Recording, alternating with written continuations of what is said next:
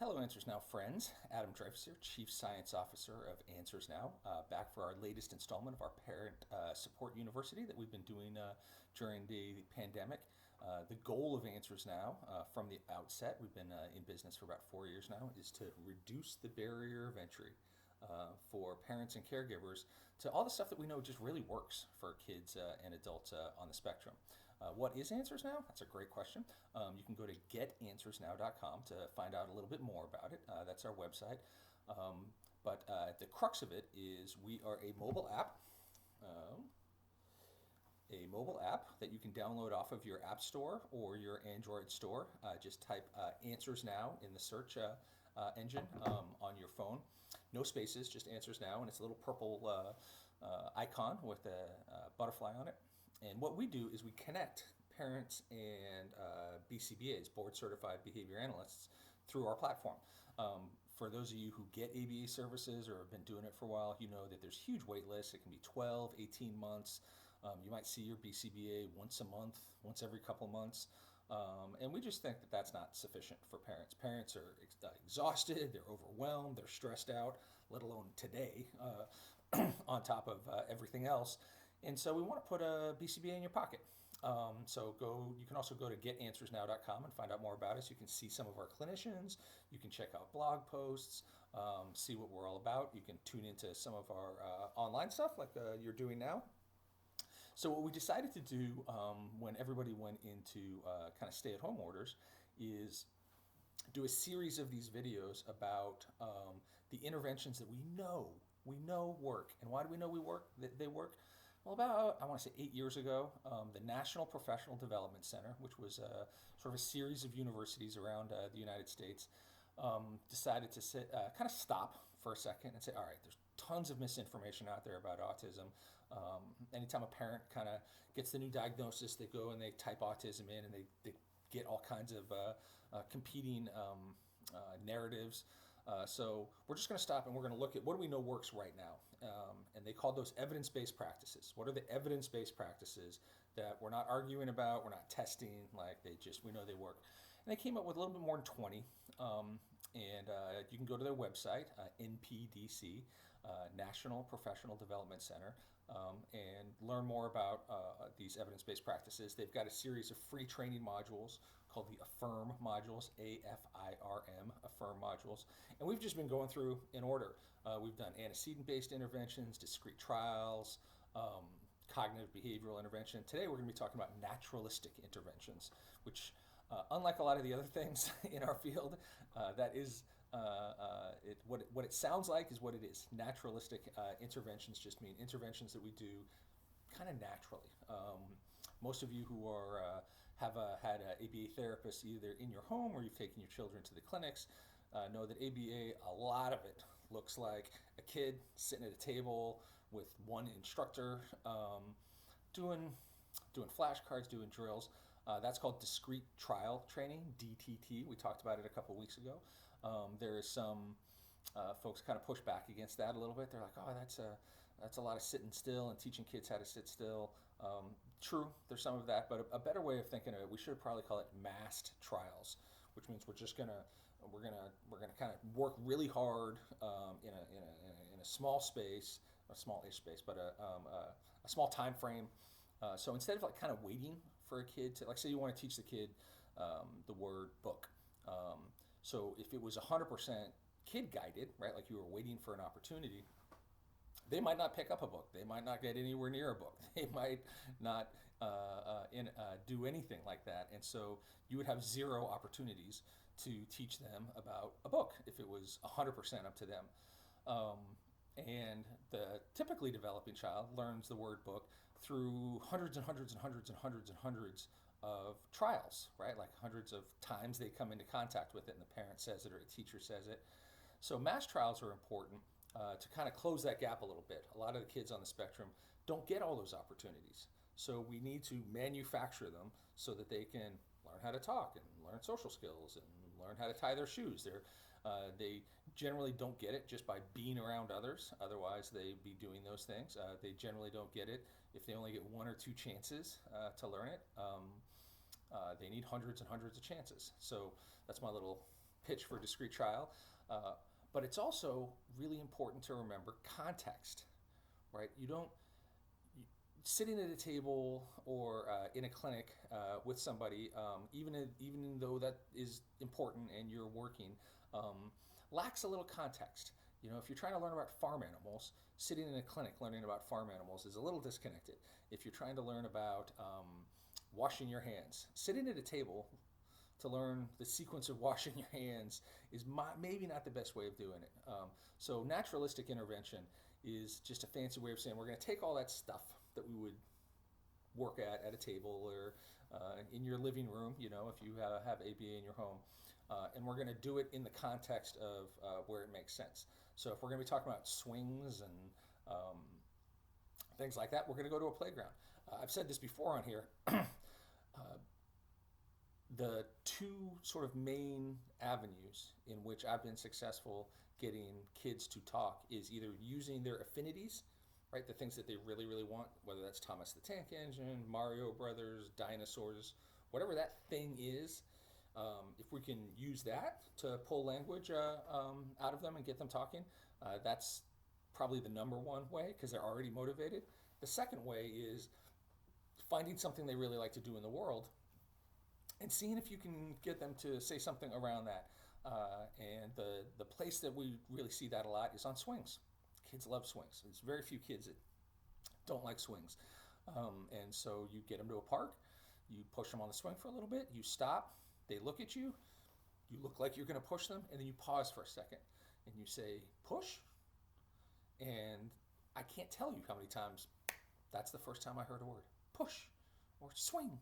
Or if they don't have that, they can't say a full word, pa, pa, pa, and I'll take it. I will take it. Communicative intent, pa, that's going to get you some swing time, my friend.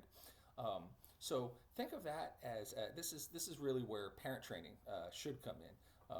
Naturalistic intervention is, hey, parent or caregiver or grandpa or grandma or brother, sister, whatever. ABA. You don't have to do ABA, applied behavior analysis, the way that it looks like in your living room, where you're like, wow, that looks like a lot of work, right? This person comes in, they spent 2 hours, they got all these materials. You have all the materials you need, whether it's in the kitchen or the bathroom or wherever. Whenever you're doing some, especially highly preferred activity, maybe that's bath time, maybe that's playing outside with sticks, like who knows. Those are the perfect opportunities to naturally try to work on social skills or language. And so shopping is a great one, right? You got the kid in the shopping cart, they really like pineapples. You start getting close to the pineapples, they recognize the pineapples are coming. This is the pineapple aisle, right? Like you turn onto the pineapple aisle, you reach up for the pineapple and you just pause for a second. You say, pineapple? And that might be the first time you'd be surprised. Like sometimes their first word is some complex, like long word like that, like pineapple. So naturalistic intervention it just means you're doing it in the flow of things. If the kid wants to go outside, right? It's a nice day. You get on their shoes. All the signals are in place. All right, I'm going outside. I got my shoes on. Dad's getting the backpack. There's snacks in there. We're good to go. You get to the door and you just pause for a second. You say open, right? So now they're all motivated, right? You have all this natural motivation. You're not trying to drive them crazy. You're not trying to have upsets. That's the thing. Like a lot of parents are like, whoa, they'll get very upset. We're talking split seconds here. Just that little pause. Open, and they look at you. And if they don't die on this beach. Don't just say open and open the door, and out you go. What you want is you want to just capture that moment to the best of your ability. But even if they're just sitting on the floor, like my kids right now are into Mario Brothers, so I got them these little Mario Brothers figurines, so they play with the Mario Brothers figurines. So if that's happening, right, like your son, daughter, sitting on the floor, they got their Mario Brothers figurines, and you know that they don't really appreciate if you just come and start grabbing their toys and trying to play. You've tried it, it didn't work. So it's called parallel play. And it's a naturalistic intervention, right? You're doing it in the natural flow of things. You're not having the kid come to a table. You're not taking them to a clinic. They're just in their natural kind of state, playing on the floor. So instead of trying to interact with them, Like, hey, I'm going to take your Mario. Oh, look, I'm Mario. I'm jumping over here. You just play next to them, right? You use the same, if they do have any language and they're saying anything, you sort of copy that, right? Like, what you want to do is just mirror what they're doing without interfering. And what has happened, what we've seen happen over and over, is this begins to get the kids' interest, right? It's non-invasive, you're not interfering with them, and they'll kind of look over, see what you're doing. uh, Probably wondering, are you going to take my toys? Are you going to do that thing where you try to play with me? And, no, all right, you're kind of doing what I'm doing, which is respectful. It's now they're not. I doubt they're thinking this. They think, oh, look, Dad's being very respectful. But you're not applying a bunch of pressure on them and just making them do what we want them to do, which is frankly a lot of parenting, right? Like, sit up straight, close your mouth. Working on manners with my kids right now.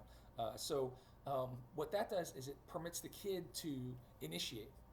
So what you'll see is you'll play, and it usually doesn't take too many times doing it. Like the first couple times, it's going to be kind of novel. They're not going to know exactly what's going on, but once they kind of get like, all right, they're present. They're doing something that's of interest to me, and they'll come over, right? They'll come over and begin to interact with you, and that's gold.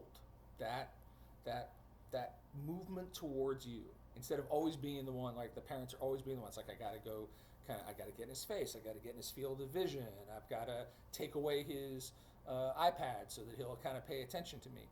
Having them come towards you is the key to the kingdom, because that gives you opportunities to say hello, to practice greetings, to see what they want, to play with them, and to not have the upset. We know the parents, like, that's a big one. How do I avoid the upsets?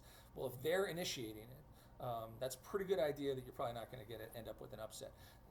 These are all called naturalistic interventions, but basically we're just taking the really structured things that we do during work time, right? Like time to work. You've all seen that, and taking those out in the world, taking those into playgrounds, stores, shops, churches, bowling alleys, you name it. And this is really where Answers Now probably is at its most useful, where a parent says, hey, I'm going to Walmart. What can I do to kind of work on this stuff to help my kid listen to me a little bit better, interact with his brothers and sisters a little bit better? In the context of the world is really the best place to do that. So one of our sort of really early successes was we had a parent who said that their child would have explosive behavior issues around automatic flushing toilets. Started with the sound of them, right? Like they'd be out in public, they'd go into the bathroom, they'd hear it, they'd run away. But it got to the point where they wouldn't even go in any buildings where they reasonably thought there might be an automatic flushing toilet. So the kids' world got really small, right? You're not going into stores, you're not going into malls, you're not going into any place the kid's like, hey, I know there might be an automatic flushing toilet in there. So we worked with the parent on, hey, next time you're out, don't wait until you have to go to the bathroom. Don't wait until there's kind of this sort of anxiety and pressure. But just go into a building that, like maybe a library, maybe that they are not going to resist going in, and just walk up and touch the bathroom door. See if they'll do that. Just walk with their hand and see if they touch the bathroom door. So you're doing it in kind of the natural environment so that you can practice it. And it took about a month. Twice a day they would try it. They would do it within the sort of the context of their normal routines. And he got used to it. And not only did he tolerate the automatic flushing toilets, but he could use the toilet. So it was a full, parents were beyond happy, right? Like not only could they go out, but they could use the toilets and it wasn't an issue. Naturalistic intervention. So we definitely want you to check those out. There's a whole module for it on the NPDC website. The AFFIRM modules, AFIRM, under Naturalistic Intervention. And it really unpacks it all and talks about it in detail. But the short of it is, practice this stuff out in the world. Feel free to give your clinician a call. Check us out at getanswersnow.com. We are going to continue doing these. Our Parent Support University, as we go through our courses, you can see what we are up to. I want to thank you for taking a couple minutes to listen to us. I'm Adam Dreyfus, the Chief Science Officer of Answers Now. Find out more about us at getanswersnow.com or download us on the Apple Store or the Android Store. Just type Answers Now, all one word.